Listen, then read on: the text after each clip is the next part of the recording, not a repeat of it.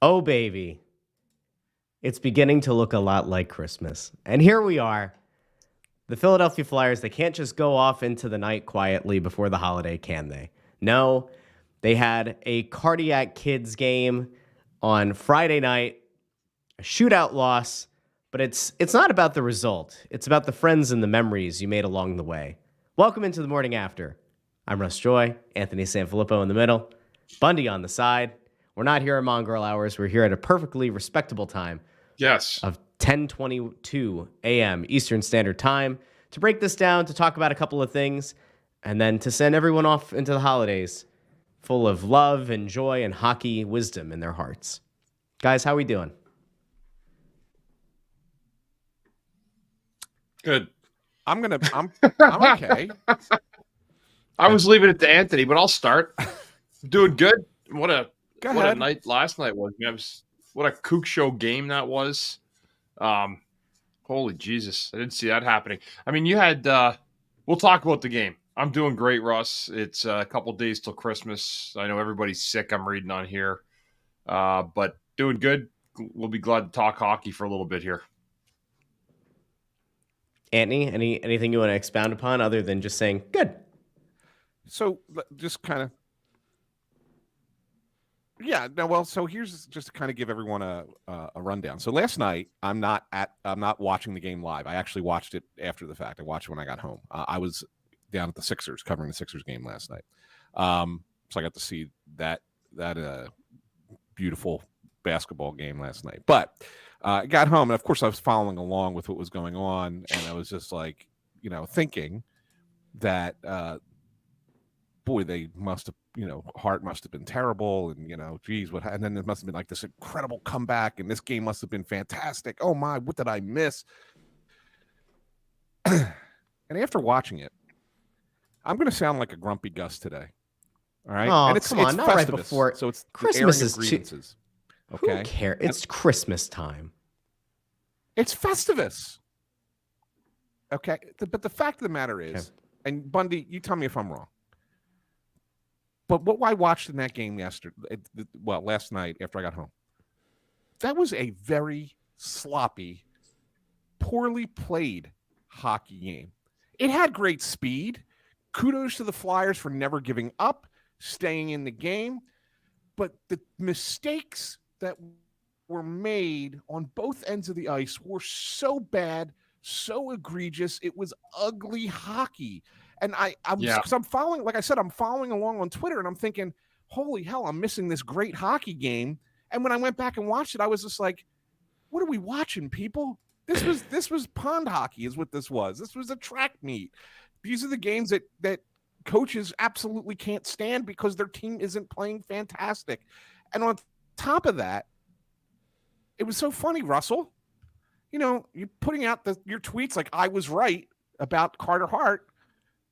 Other than the sixth goal, he played a pretty damn good game. He was pretty good in net. So I was like, he wasn't that. I'm gonna admit all something here, Ant. Ant. Period goals were all breakdowns in front of him. I'm gonna admit something to you. I wasn't watching the game. I was taking care of a sick baby.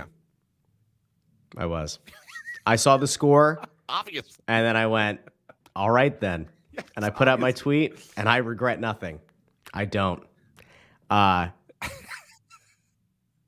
will say though, the one thing that I think you can say, all right, the first 4 goals weren't on Hart. You can make a case, I guess, of all 5.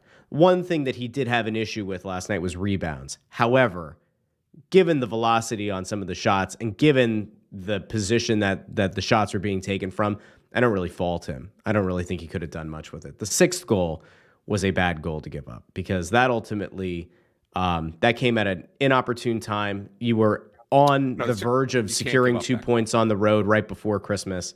That one can't happen. That's one that he's absolutely going to want back. But all that said, I think you look at this once again, and it's a game where teams in Flyers past would have absolutely rolled over and died. And this team, I mean, the Nick Seeler thing was really, it seemed like the moment that the game kind of turned on its head, and the way that his teammates kind of backed him up and the way that they sort of fed off the energy of that fight. that kind of goes to show all the people who act like hitting and fighting and the good old-fashioned game has no place in the modern NHL are wrong. The team responded in a big way, and they roared all the way back. They had a chance to win, and you lost in the skills competition. There's still positives to take away from that game last night.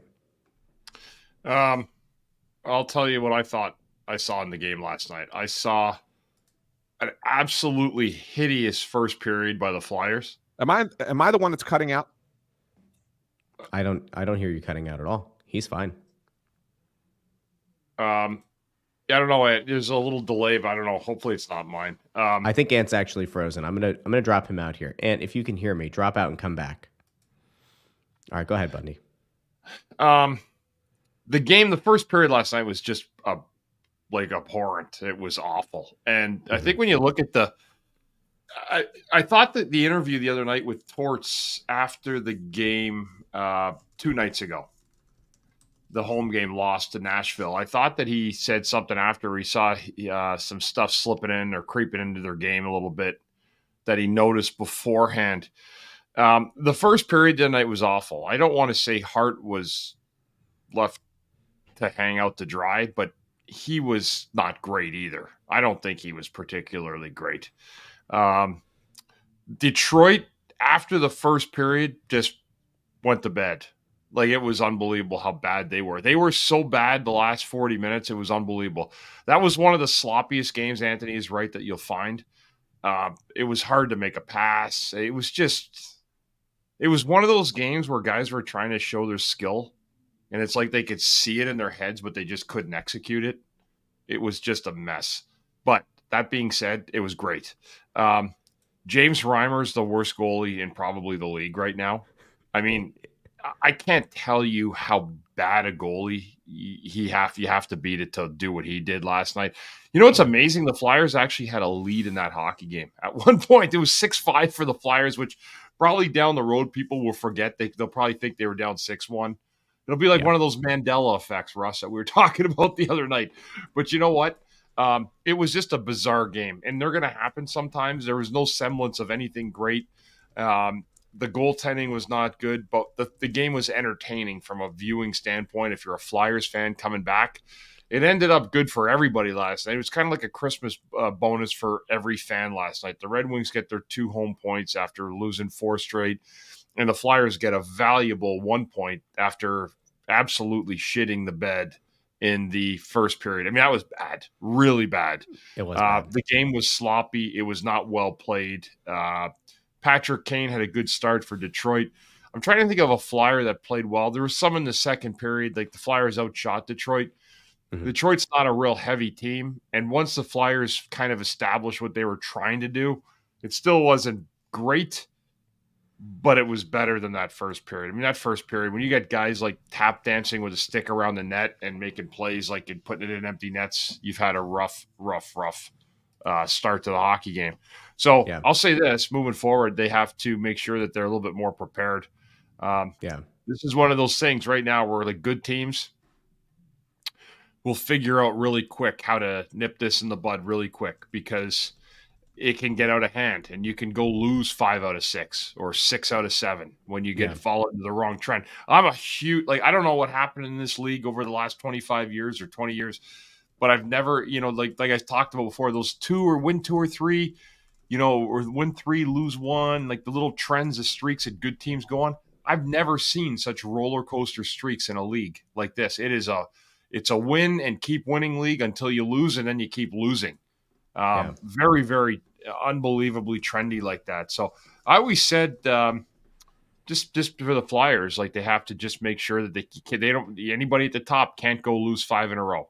You have to keep garnering points, because if you look at the standings, there's just a few teams behind them at 1 point, and you don't want to be back down at 7th or 8th again in the conference, battling for it. So, everybody here is saying, people are excited about the playoffs, and I am too. But like Torch said the other night, man, we're only at game 32. There's 50 left to go, and the first 30 games, realistically, is relatively, I don't want to say easy to play, but it's the easiest part of the schedule. There's nothing after January 1st that suggests that the league is going to get easier.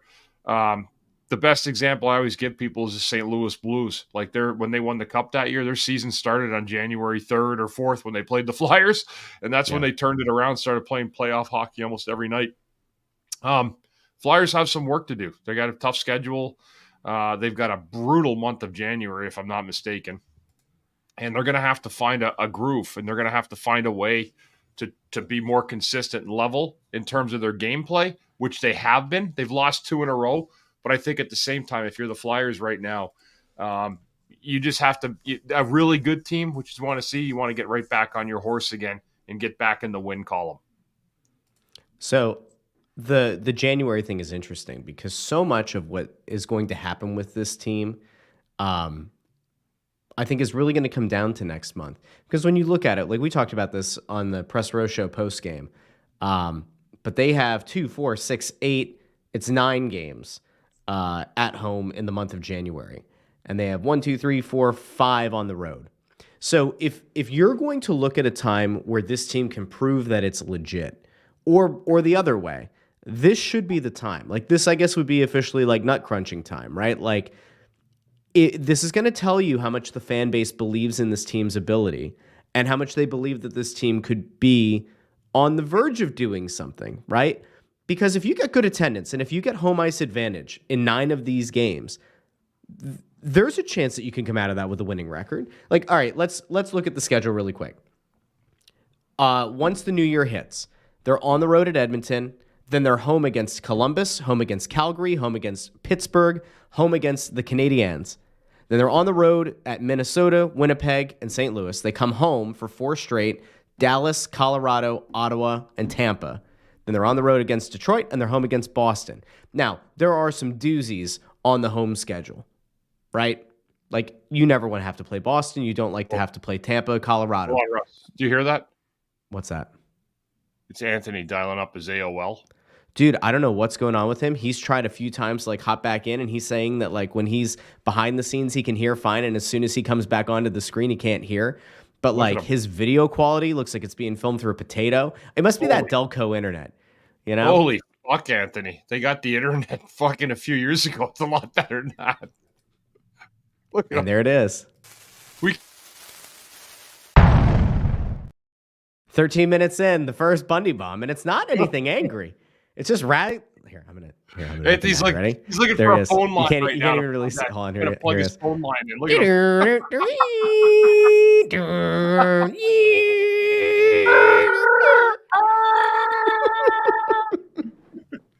He's just like this. The sheer panic that's set in his face.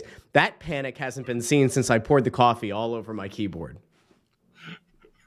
So, look, I do think January is going to be huge. There was a comment here that I saw before that I think is really a good kind of comment on how last night's game went, and it was about how, you know, despite the fact that he gave up that 6th goal and it wasn't a good one to give up, Hart was fantastic in the overtime. How about like he made? Was there a save at the end of the third that was just unbelievable? Like game saver in the end of the third period. This looks better. Whatever Ant just pulled up, I'm guessing this is on his phone. No, I went onto a different computer. Well, you look great. Thanks. You're a hunk. Hey, did you ever want to see 2 ants? Because there you go. There's 2 ants. I didn't turn off the other computer. There you go. Now you can't see the other ant. That computer's click could actually remove me from the thing. So anyway, no, like it is interesting. Like he had a few in that overtime that were insane. He had some great saves that could have been backbreakers, obviously, and he held his own. I threw out something on Twitter really quickly, and you know me, I like to say stupid things on Twitter, and sometimes it upsets people. But I made a comparison. I said this is not a serious thing. I was trying to preface it with, let's have fun for a second. Let's not be so fucking sensitive all the time. Let's have a little bit of fun here in the holidays. And I said, years ago, the Philadelphia Union pulled Andre Blake, who was the best goalie in MLS, to put in John McCarthy, who was a penalty specialist, right, in big moments. And I said, last night, when the game was on its way to a shootout, I said, just in theory, if you had the ability to swap out Carter Hart for Sam Ersson, who's been sensational, has won 3 shootouts for the team this year, wouldn't it be an interesting thought experiment to switch goalies? Now, I get the fact that Ersson would have absolutely pulled a groin, torn a groin. No, I think somebody's done that before, and I forget who it was. It's happened once or twice in the NHL. I just think it's an interesting thing. Like, Ersson is really, really good in penalty shootouts. I'm not saying that in a meaningless regular season game. Well, wait just a second. Like in wait, theory, wait a second. Wait a second. Let me just stop you for a second because this. Please do. Are we trying to say Carter Hart is not good in these shootouts? I'm just saying that I think Ersson, if it were my money on the line, right? If you gave me, if I put $100 down, oh God, I would rather have Sam Ersson in a penalty shootout based on how he's performed in it this year. You do realize that I'm not saying the Carter Hart's been bad. He's been fine, perfectly fine. He's fine. He's totally fine in a shootout. Mm-hmm. I mean, has Ersson proven to be better over a small sample size of games? Okay, fine. I agree with Anthony on this one here, Russ. I know everybody's gotten like kind of like the Ersson Hart on. Oh, that's a new shirt available at shop.snowthegoalie.com. No, I'm just saying, like, it's in the moment. I mean, and he's played great, right? Like, he's played really, really well. But so did Hart. Like, Hart was playing great too. He got sick. I'm willing to give him a pass last night. I mean, believe me, I've been sick before where you come back in, and even if you're feeling better, it still doesn't feel like you're the same. It feels like you're almost in the clouds a little bit till you get going again and your blood gets flowing in that hockey game. But listen, the Flyers have been afforded excellent goaltending by both these guys, and that's great. I'm going to say this until someone really proves me different. Carter Hart is still the number 1 goaltender on this hockey team. And we've had a goalie fill in and while he was out and in relief at other games, and he's been terrific. But let's not lose sight of this so quickly where we're starting to call Ersson the 1 and Hart the 2. The way I look at it right now is what I said. Hart's the 1, and if you have other goaltenders in your system, which the Flyers do, then you've discovered a real asset in an ability to, if you decide, like Anthony said the other day, we talked about it, you have to move one of the 2 of them, boy, you could get yourself a massive haul coming back because this league is full of fucking shit goaltending, and we saw it on full display from the Red Wings the other night. Holy hell. Was James Reimer bad last night? Oh, dude, awful. But I see this kind of goaltending every night. If you see a backup goaltender in this league now, because you're looking at probably 100 goaltenders in this league that are being rotated around. How many of those fucking guys are actually good? Not a lot of them, guys. You got about 4 or 5 excellent goaltenders in a starting role in this league, and the rest of them, teams hold their breath, cross their fingers every fucking night, hoping that guy gets the job done. I'm being serious. Yeah. Nobody says it. It's the worst kept secret in the league where teams go through and go, oh my God, I got this great roster, but look at this fucking goalie. And I know they say it. Every GM will say it about a goalie anyway, even if they're good, because they think they should stop every puck.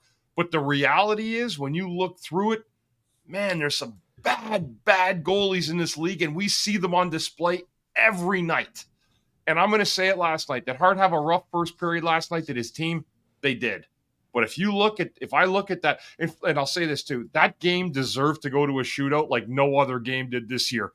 2 fucking teams that played like that, the Flyers in the first period, the Red Wings in the second and third, and 2 goalies that were absolutely brutal at both parts of that game, but Reimer was worse. That game deserved to go to a shootout last night. But I'm just telling everybody, be happy that there's 2 good goalies in Flyer land, and I'm sure the hell not going to blame Carter Hart for losing a shootout last night. You know, like, it happens. He gave the team a chance. He made some huge saves late. Yes, he gave up 6.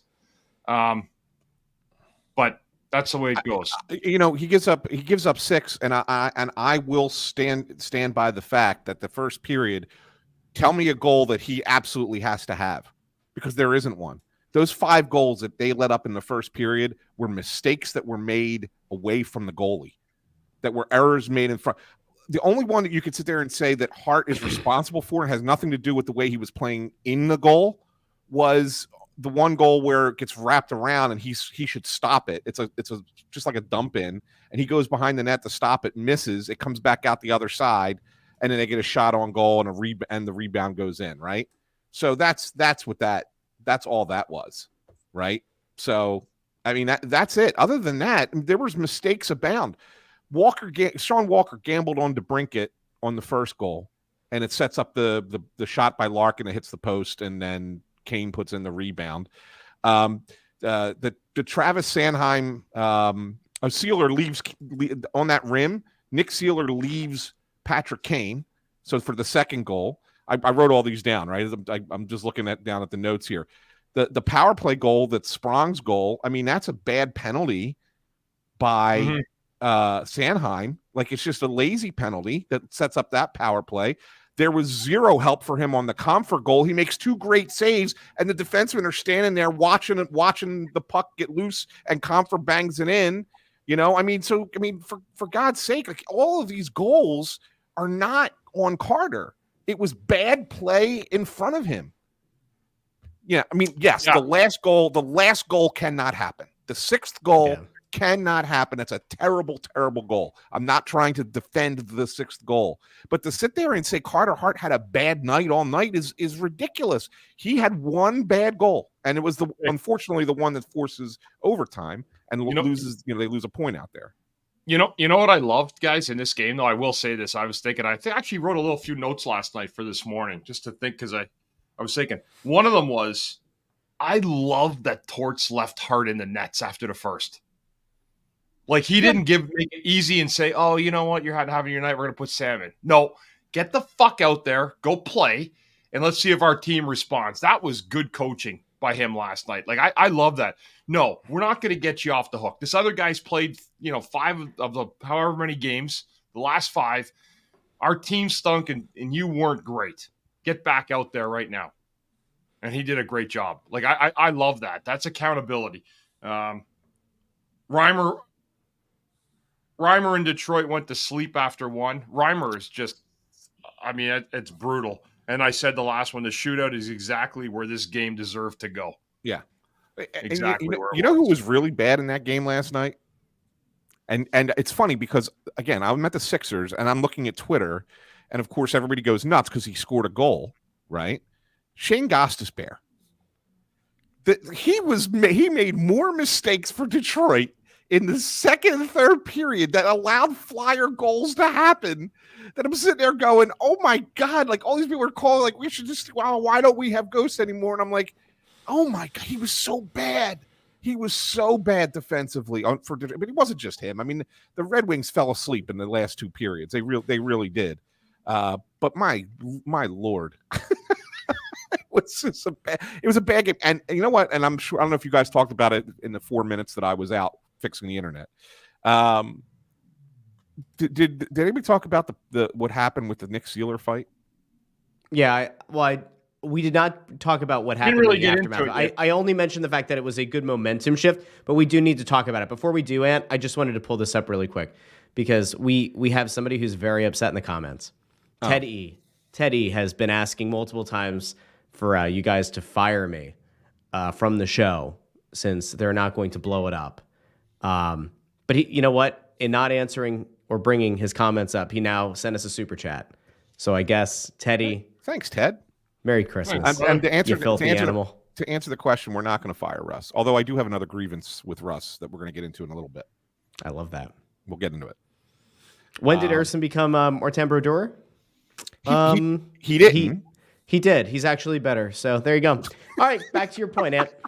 Oh, now I will absolutely troll Ted E from now on. Go ahead. So Ant. I knew this from day one. This was like when he came here, I'm thinking like, so here's the thing with Ghost. First of all, really great guy, like just a good person. Awesome person. Awesome. Yeah, this has nothing to do with the quality of the person. Offensively, very good when he got here. He was a classic case of the league having no idea who he was, nor caring who he was. Like he came in and no one's like, oh, the Flyers got a new defenseman. And he ended up getting 17-game point streak to start his career, set a record.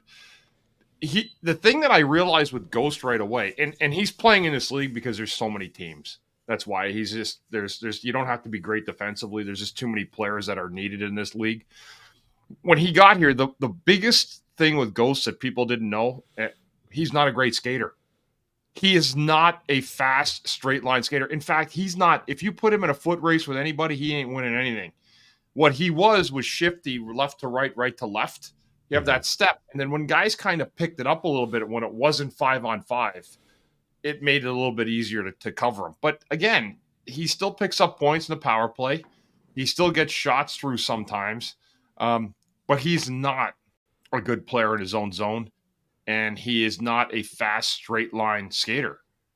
He did not have a good night last night. And I've seen him play like that in Flyers uniforms quite a bit. We actually gave up a second-round pick to get rid of him, too. Yeah, that's true.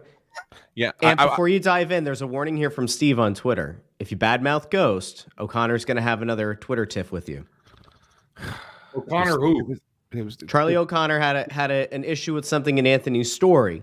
Yeah, but it was just I think it was a misunderstanding. Within like of the 20 context, minutes of the story going up, he read the story and went out of his way to tweet at Anthony. And I think they resolved it. They didn't have to go to fisticuffs. So that's hashtag growth here in 2023. I think he misunderstood. I just think he misunderstood the message that I was going for with the story. That's all. Well, who gives a fuck what they think anyway? No, because I mentioned just real quick. I mentioned how Torts will get his message out publicly, that he wants to get out publicly regardless of the questions he's being asked. And I said he gets angry at the media because we don't ask the right questions in his mind. And so I pointed out 3 questions that were asked at the press conference, including mine, that he gave a non-answer or a brief answer to the actual question and then flipped to talking about what he really wanted to talk about. And I guess Charlie took a little bit of offense to the way I described his question. That's all. And I just basically said, I think you misread it. That's all. That's not what I was going for. But anyway, that was 2 games ago now at this point. So I think that, but what I wanted to talk about was the what happened on the Nick Seeler fight. Because once again, here's a grievance. The NHL, and their referees are a goddamn disgrace. Okay? Disgrace. Bundy, here's what happens. I'm gonna go with this. It's step by step, and then you can react. So there's a penalty being called on Fisher for, I think it was hooking or whatever, and he was hooking Seeler or whatever, and he loses his stick. And so then Seeler's like following the puck around the wall, and Fisher just flat out crushes him against the boards. Okay? Kind of gets a little high on him. Seeler gets, reacts. He's pissed off. They both drop gloves. They fight. They both throw punches. They get separated, go to the box. The referee calls the 2-minute hook. Then he calls Seeler 2-minute instigation, 5 minutes for fighting. Does not give a 5-minute major to Fisher, who actually dropped his gloves and threw a punch. Threw a punch in. So Seeler loses his mind. Starts MFing the guy from the penalty box. They give him the referee then tacks on another misconduct on Seeler and tosses him from the game, from the penalty box. Okay. Then the referees get together. They all huddle like they are wont to do because nobody knows what the hell's going on. And then they realize, we need to give the other guy a 5-minute major as well, which they did, and they got it right. But Nick Seeler's been thrown out from the game at this point. They never announced the second major, okay? Nor do they rescind the game misconduct that they threw him out for complaining that they didn't give the other guy a major for fighting. And it's an embarrassment. And it's the same referee, and I wrote his name down, Garrett Rank. He's the same referee. Next period, I mean, it's his refereeing is rank. I mean, it really is bad. The next period, the opening face-off of the next period, he kicks Coots out of the opening face-off circle. Yeah. Okay? For something stupid. The period hasn't even started yet. They're bitching about that. And then, because he wants to be, tough guy on it, he drops the puck before the Red Wing center is even ready. Same face-off. And then the Red Wing center is complaining to him. And then there's a penalty that he calls on Cam Atkinson in the third period, which is an absolutely terrible penalty. Oh, yeah. There's one that he called on Gostisbehere, and Gostisbehere said that the Flyer was diving and did that little extra, show them that he was diving, and he threw an extra 2-minute minor onto Gostisbehere. It's a referee who doesn't know how to control the game and really takes everything personally. And that's a problem. That's really real. It's a real problem in the NHL. There used to be a really good layer of communication between referees and players in the league. And it was like a business relationship in a lot of ways, where the refs would come up to you. And if you had like a holding call who was close, Kerry Fraser, great example, like one of the best. He'd come up like, hey, Bundy, I got to call that next time. You know, like just it'd be early in a game. And he would if you did it. And he'd say, I warned you. But there was a lot of respect between it. The problem with the refs now, they're arrogant fuckers. And they walk in with suits as nice as the players. They get these limo cars driving them into the back of these buildings. They never played. Most of them never played any fucking where at all. They reffed a lot of these games and on the way up. They have no sense of the game. They have no understanding of the game, especially the physicality that used to go into it. But I saw somebody saying stuff about the league and Gary this is what Bettman wanted. He wanted a league where everybody can play and you don't have to get hit and you can come in and you can go wheel around and never get touched. And I'm going to train my refs to call anything that looks vicious. There's nights, guys, where there's not even any hits. And that's because it's been dictated from the top. And the refs, I hate to say it like that, most of them don't really know what they're doing. They really don't. They work their way up. And I'm going to tell you this too. They'll hate if they hear this. It's a popularity contest. It's who fucking goes out and works over who the most at the top. And then they pick their little favorites like everybody else. And it's whichever refs kiss the ass at the top the best, well, they get the jobs. It's like broadcasting. Here's the thing. And somebody asked the question, and Russ had the comment up where they said, "Does any league have good refs?" And the fact of the matter is they do. And I'm gonna say this. Just be blunt about this. There are so many games that happen where we don't complain about officiating, right? So many games that happen where we don't. There are so many games happen that we do, but there are games that happen that we don't. And you know why you don't? Because those games are well officiated. Right? In any sport, okay? There's games where you don't complain about the umpiring in baseball because they got it. They had a good game. There's games where you don't complain about, you don't even notice the officials in hockey or in basketball or the NFL because you only complain about it when they're bad, when they're being bad. And then the thing that bothers me is the guys that are repeatedly bad and nothing is done about it.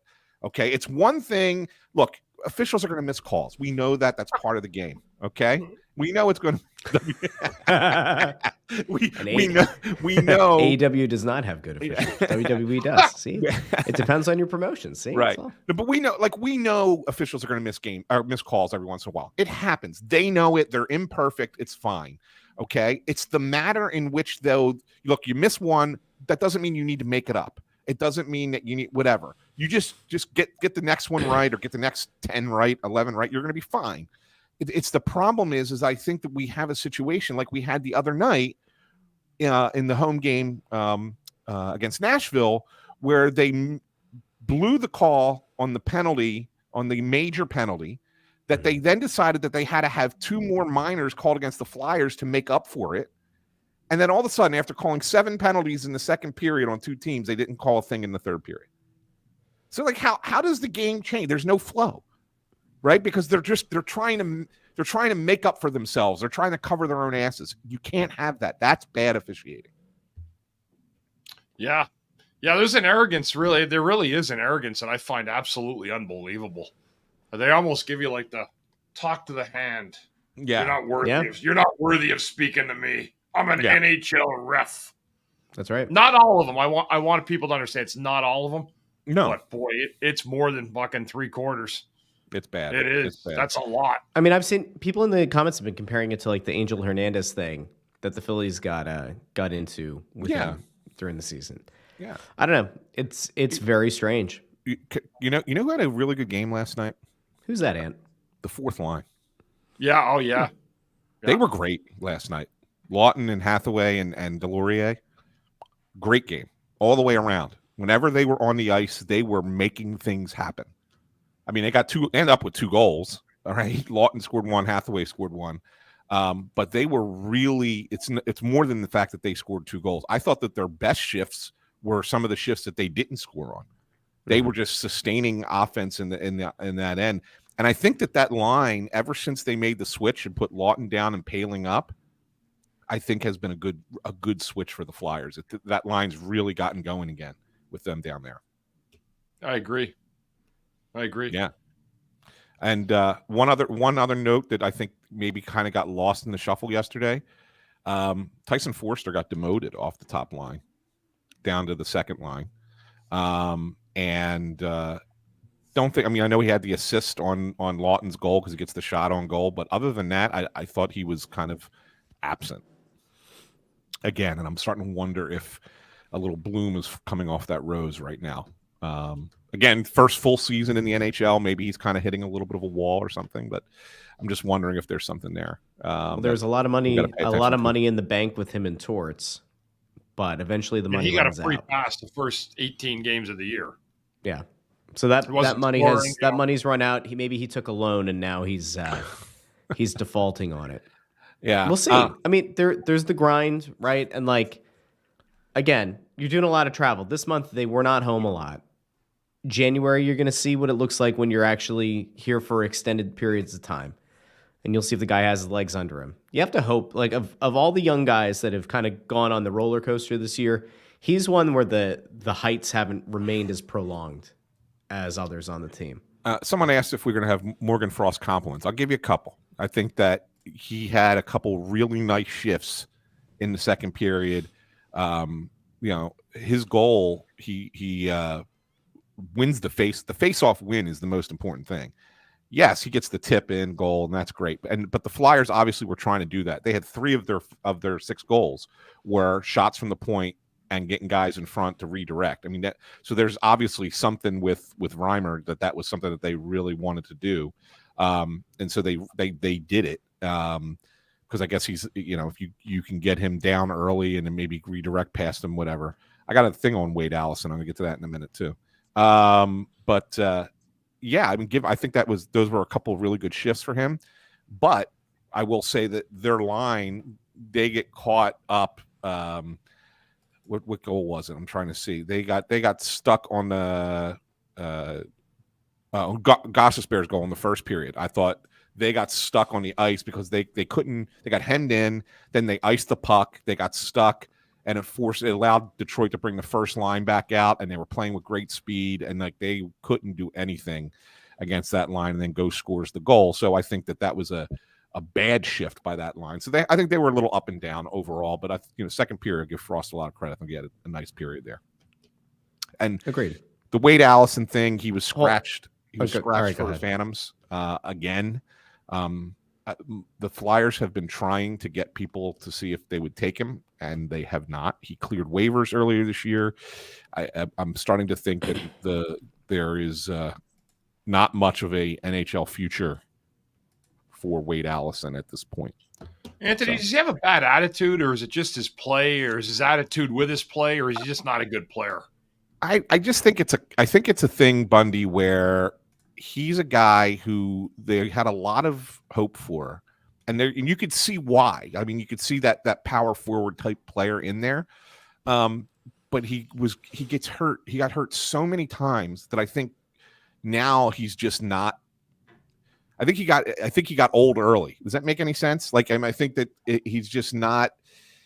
He needed to play a certain style in order to be successful, and he can't really play that style because he's constantly getting hurt. And so when he's not playing that style, he becomes not a good player. So I don't think when you say, is it a bad attitude? I know he did not handle the demotion down to the Phantoms well, and that's not a good thing. But I never got the sense that he was a bad attitude in the locker room. I just thought he probably didn't like the fact that he got sent down and thought that he should have been given more of an opportunity. And, maybe that kind of attitude is the issue. I don't know, but I don't think he's going to be part of this. There you go, Sean C. with the report from being a Phantom season ticket holder. Wade has to be done here. I'm a Phantom season ticket holder, and you forget he's there 90% of the time. Yeah. Not ideal. Hey, you know what, though? You might forget about certain things, but one thing you won't forget are the memories that you'll make on the Clearwater combo trip here with Snow the Goalie. Yes. And Philly Sports Trips. It's been up on the screen the whole time. It's in the description below. It's also in the little banner thing going across the bottom of the screen. And if you're listening in the podcast feed, close your eyes and picture beautiful Clearwater, Florida, March 7th to the 10th. The Snow the Goalie trip, where we head down to Florida to the Sunshine State. We're going to hang out Thursday. Friday, we have a Phillies-Astros spring training game. And either on Thursday or Friday, we're going to have a meet and greet, a big party, an event at a bar and restaurant. Going to have a blast. You can come out, hang out with the three of us.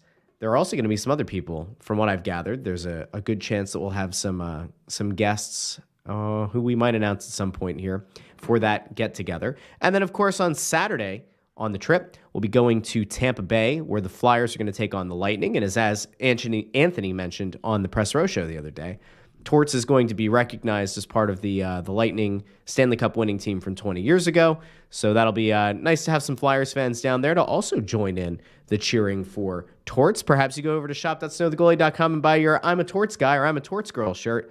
You can wear that with pride as the Flyers take on the Lightning. So if you've ever been meaning to get down to a spring training game, or you've wondered what it's like to go from the beach to the rink, now's your chance. I will tell you, as you know, I was down at spring training last year for 10 days. And the Flyers were also down in Tampa while I was down there. And I went to the game. And you got to remember, last year the Flyers were terrible, right? And I went to that game in Tampa, and there was still a pretty good Flyers contingency there. Mm-hmm. So it was like, you know what? Even with a bad team, the Flyers fans, as great as they are, still showed up. And I thought, this would be kind of a cool thing now, especially with the team doing well. Maybe there'll be even more Philadelphia people. I mean, look, you're going down. Everybody wants to go down to spring training. Everybody wants to go down to see get an opportunity to see the Flyers in Florida. Florida, beginning of March, is a great time to be down there. Join us. Let's do it. Let's do a trip. Come hang out with us. It'll be a good time. Yeah, it'd be awesome. I'm looking forward to it. It's gonna be a lot of fun. Yeah, it's gonna be a lot of fun. Yeah, got to Snow the Goalie Speedo and everything. I'm super excited. Wow. Is that from the store? The Snow the Goalie Speedo. Snow the Goalie banana hammock. I want to see you come out in the Borat one. Do you remember the lime green Borat one that had the skinny straps going all the way up? Yeah. So can I get to my? We are not going to make intern Andrew wear that. Can I get on the trip? That's it. Intern Andrew with a Snow the Goalie banana hammock. Yeah, Russ. By the way, you got to get that. You got to get that clip out, because that's such a great clip. I have it. I was going to drop it on Christmas Eve, but I do have it. I have it all ready to go with intern Andrew's beautiful rendition of a poem that he created himself. It really was fantastic. It was fantastic. It's so good. It was so good. I got to get to my grievance with Russ. Okay. I got to get to it, Bundy. And I think you're going to have to weigh in on this one, because sure. I've noticed something with our boy. He's sneaky. Our boy is a little sneaky. Yeah, he's a little sneaky. Uh-huh. So, we do this fun little pick the games every night thing, mm-hmm. right? And tracking. We're keeping track of it. And Russ has made like a little graphic that he can put up. And he got another point last night because the Red Wings won the game, and he picked the Red Wings. Mm-hmm. All great. But here's the thing. What's that? At what point? I know what you're going to say. I know it. At Go what ahead. point this year has Russ ever picked before you and I? Never. Fucking never, ever. He waits around and he plays bookmaker. And you know what he does? It's fucking bullshit. You got me stirred up. You know what, Russ? You're picking the next fucking 10 on your own. Fuck you. You're totally right. You know what you do? You wait for us to put our picks in. You know what? Because we actually have a semblance of having some balls and actually formulating a fucking possibility. You're like, Anthony and Bundy, 4-3. Okay, I'm going to go the other side. I don't care. That's what he does. It's not true, though. And then he looks at it right, after the Flyers lose, mind you, right? No, I'm going to fucking throw you under the bus now for Christmas. After the Flyers lose 4-2, right? Because me and Anthony picked the win. He looks over, he goes, 6-0 for the Rustache. Yeah, how's that mustache doing now? How's that well, mustache doing now? As you can see, the beard is growing back in, so last night doesn't count. Although I have to take the one from the other night. It's now 6-1. Look, everybody just looks for something positive to get behind and to believe in, okay? Now, I will point out that, unfortunately, and as much as I love Bundy, and I love me some Bundy, Bundy is incorrect. Because what Bundy said, it would make sense if I always picked in line with you guys, which is not the case. In fact, I can pull up for you really quickly. No, we know. No. I can pull up for you the entire spreadsheet that we're operating off of because I think it's important to note. And I think that the reason that Bundy's actually so upset is this section right here. Now, if we zoom in here real quick, let me take this another step. Let's get to What happened to the 200%. graphic? Huh? What happened to the graphic? I just didn't export this yet. Oh, okay. So if we take a look here, I think this is why Bundy's so upset. Because Bundy has now gone 6 games in a row without picking a correct result. And I think that that's upsetting him because, as you can see here, there was a point in the season earlier where I went 7 games in a row without a correct pick. And I think Bundy's now worried that he's going to match me at the next game for the longest losing streak of the season. Now, as we've pointed out before, the real all-star has been intern Andrew. Since he came in, I believe he has the most points of any of us, right? Yeah. 1, 2, 3, 4, 5, 6, 7, 8. He has 9 points since joining. I have 1, 2, 3, 4, 5, 6, 7, 8, 9. All right, we're tied. Bundy, 1, 2, 3, 4, 5, 6, 7. Not bad.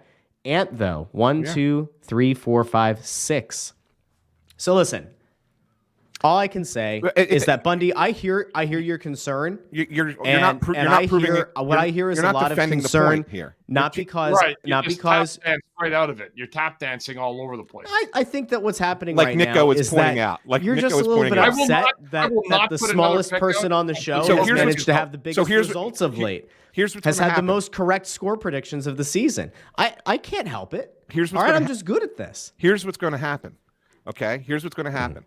You are going to, for the next month, at least the next month, because that's how long this has been. We've really noticed this going on. For at least the next month, you will put out your pick, and then we will put out ours. That's it.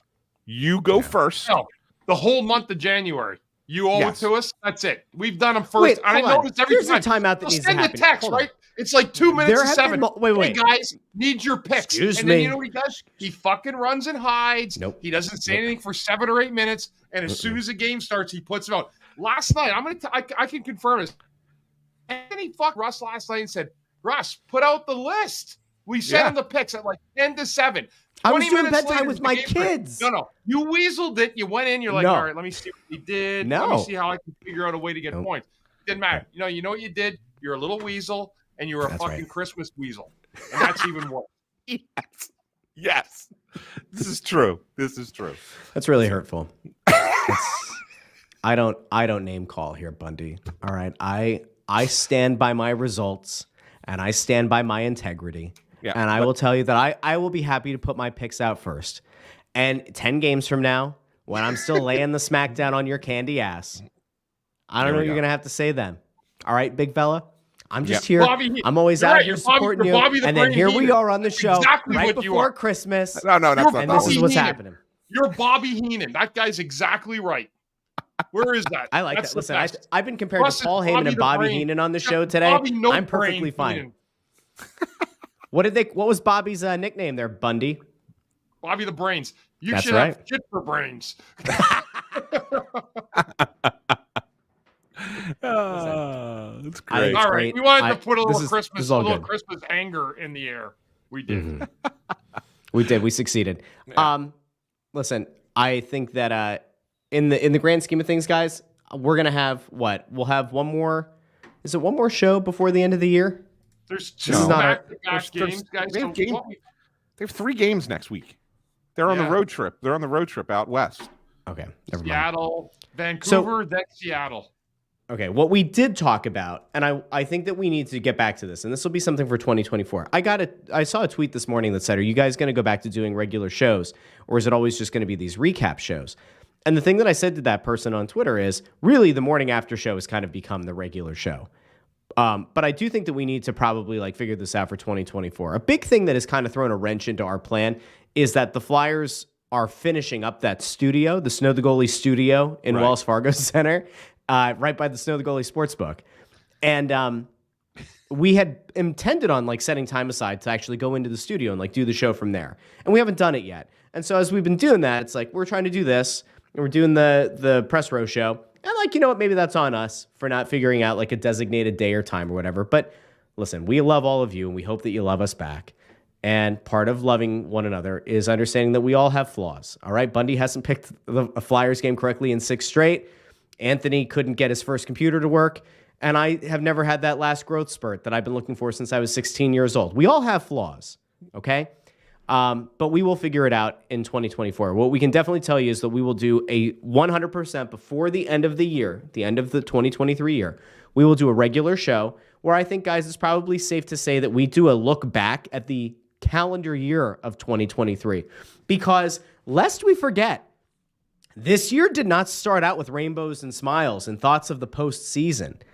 This calendar year had a lot of shit happen, including the booing and emasculation of Fletcher Mort at a season ticket holder event, including the ousting of Dave Scott, including the replacement of Fletcher Mort, including the arrival on the show, and then pretty soon after departure from the organization of Val Camillo. There's been a lot in 2023, and I think that we owe it to the people to do a 2023 year-end recap, because there's a lot.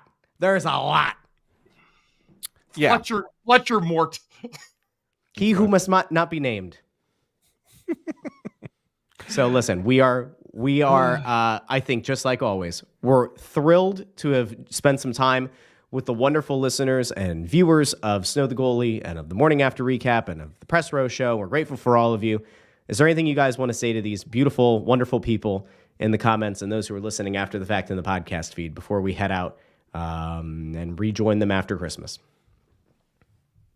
Merry Christmas, everybody. Yes. Pretty much Merry it. Christmas. Thanks for giving us a listen.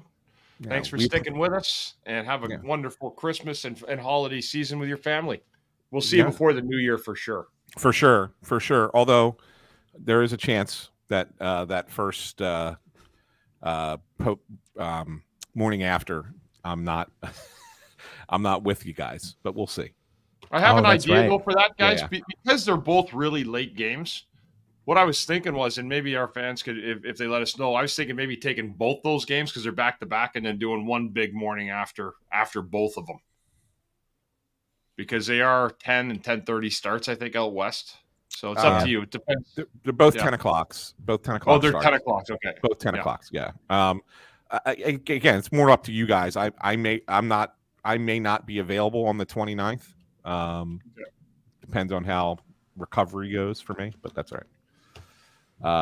Having a minor surgical procedure on the 27th, and it's not what you think. I'll tell you, I have a hernia. No, don't tell people. I want them to guess. What surgery is Anthony having I just done? said what it was. This is gonna be like the Carter Hart thing when he opened up speculation, and we had people saying all kinds of crazy stuff. What kind of surgery is Anthony having? Just take a guess out there. I just said it. I tried to talk over it so you didn't spoil it. No, it's fine. This is the best compliment you can get right there, Russ. That's your Christmas gift, Russ. David Waitman's my new favorite person. David Waitman, this guy gave you a great Christmas present.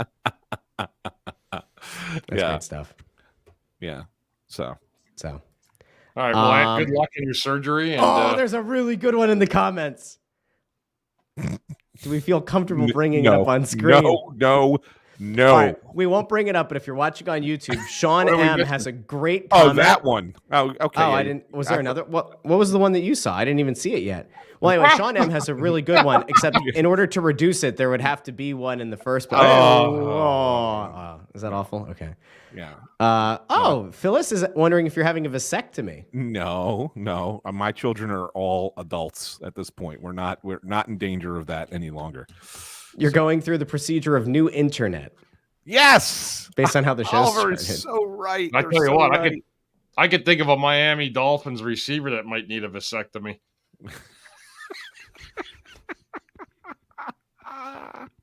I read that yesterday. I'm like, holy shit. What the hell goes on? It's unbelievable. This world, Four man. kids in like 3 months. This world these people are just unbelievable. I was actually having a conversation with someone last night down at the Sixers game about the way certain athletes are these days, and it's unbelievable. Unbelievable. Yeah, by the way, is he the record? Nick Cannon's got to be the record holder, right? Oh, dude, like Nick Cannon. We shifted fucking gears. Okay, Merry Christmas. We'll pick up on this again. No, that's all right. No, I did have one other Flyers thing because it just reminded me from talking to some people down at Wells Fargo last night. Apparently, and we had this, the rumor that got out about Toronto wanting Ristolainen and then the Flyers to take some money back. Yeah, apparently they also wanted Walker in the same deal and wanted the Flyers to take back like a ton of money on both players for the rest of this year. Well, Risto for 3 years and then Walker for the rest of this year. And really we're only offering like one decent draft pick. And it's just like, no. Danny was just like, no, I'm not giving you both guys for one draft pick. And we're eating money too. So, yeah, I was told that last night too. So Anthony Beauvillier is the one where I look at Anthony and I'm thinking to myself, unless he went totally downhill, that package that sent him to Chicago ended up being nothing, like a 5th or 6th round pick, if I'm not mistaken, ultimately. And that's a guy that was a centerpiece in the Bo Horvat trade. So I'm really interested to see what people's marketplace looks like as we hunker down for the next 2.5 months to the trade deadline. It's going to be interesting. Yeah. Yeah, it really is going to be interesting. It really is going to be interesting. So if Teddy were the GM of Toronto, we'd be in great shape. Risto and Walker for Austin Matthews, done. Yep. Yeah, that'll happen. All right, well, listen, a big thank you to everybody who joined us this morning for this morning after show. I did have one other question for Bundy. Yes, sir. Sorry, Russ. No, I did have a question for Bundy. Springer Cup, or what is it? Spengler Cup. Spengler Cup. Level of competition, what do you think? Pretty good. Pretty good. Better than the AHL, you think? Absolutely. I would say so. Yes. I mean, I played and I actually won a gold medal in that in 1990, 91, I think. Okay. Why? Who's over there, Ant? Massimo Rizzo got named to the Canadian team for that. Ooh. So I thought it was kind of interesting. That's a nice little honor for him. Yeah. So what they usually do is take really good college players, and if you could, and then they mix them up with guys that play over there already, and great tournament. Yeah, that's a good. That's absolutely, I think, a better league. I mean, it's more of a skill type of play, but it's not. But again, it's it's like the NHL, I guess. Now it's not. No one's dropping their gloves. There's a lot of good skill. Be a good tournament. Yeah. Listen, I know that this has been brought up in the past, and like we've kind of poo-pooed the notion. And I'm certainly not saying that Massimo Rizzo is going to be a very good NHL player or whatever, right? But like the stats he's put up for Denver this year have actually been quite good. He's got 31 points in 18 games. He's 22, and like I get it. I get the thought here isn't that he's going to come in and be a top 6 guy. I get it. However, when you think about what the best teams in the league historically have done, it's find value along the margins. And ultimately, what you have there is potentially just a lottery ticket, a scratch off. You don't know what it's going to end up being, but you got that because of the league screwing over the team on the Tony DeAngelo deal.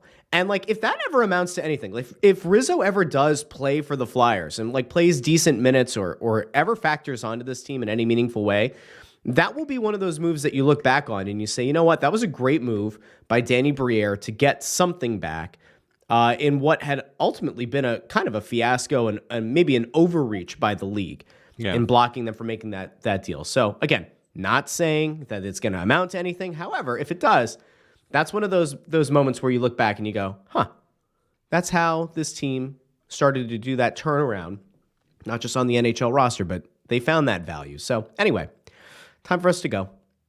Everybody have a very Merry Christmas. We'll talk to you before Russ, the end of the year. What? I just realized you look like fucking Hermie the Elf with a mustache. Who's Hermie the Elf?